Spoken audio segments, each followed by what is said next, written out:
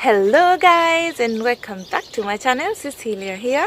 So today I'm giving you travel hacks for airports and airplanes coming up.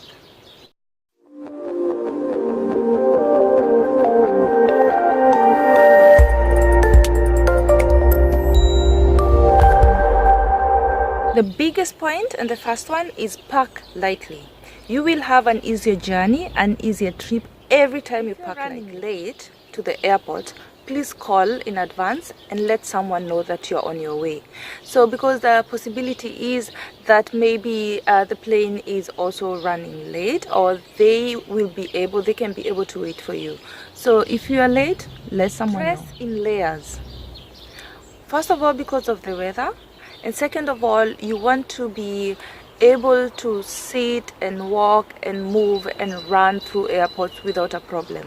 I learned this the hard way because I always traveled in short skirts or short dresses because that's like my dress code, to be honest. But with time I've learned, if you dress in layers, you are prepared for anything. It can be cold, it can be warm. If it's too warm, you can always take one layer off, but dress in layers. If you have a bigger luggage and you have to check it in, make sure it's not black, because black bags are always very hard to find when it's time to pick them up again. So find yourself a colored bag for easier identification. Another bag hack is write fragile on it. There are some stickers that you can buy which are written fragile, and if you put that on your luggage, it will come out fast. You know these tags that are always on bags where you can write your name, your address, your telephone number? Make sure it's hidden, because the last thing you want is to be on the airport leaving home, going away, and someone already has access to your address and your phone number and your name and everything. So to be safe, make sure this tag on your bag is hidden. If you're driving to the airport, take a photo of where you parked. I've seen a lot of people who go away for 3 or 4 weeks, and when they come back, they forget where they parked at the airport. So, photograph where you parked. If your plane is delayed, stay cool. You do not want to be that person that the staff is mad about, because that will not make your situation better.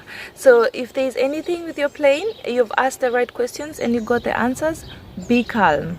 Don't shout, don't be inappropriate. If you're queuing through security, turn left. I know, I learned this a few years ago because I realized that the right side is always dominant to most of the people. So it is automatic that if you're going through security, you go to your right. So take the left queue and thank me later. If you can, bring your own food.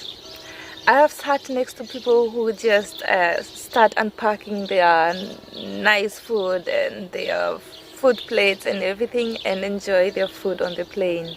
So I know how the food on the plane tastes, especially if you fly economy like most of us still do.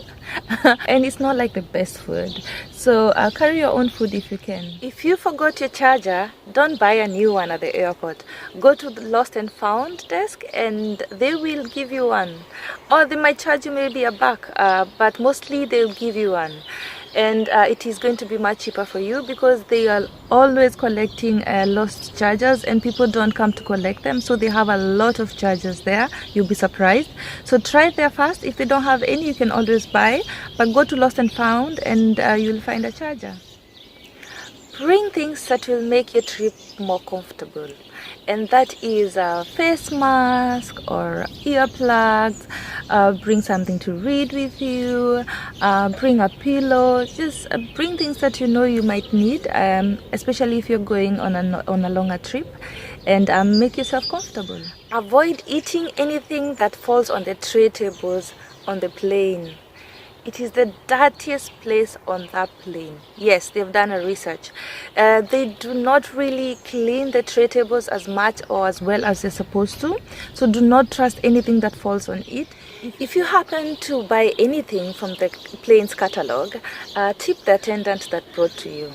First of all, because kindness always pays, And second is chances are she will make your trip easier. Maybe she'll give you an extra bun or an extra drink, who knows.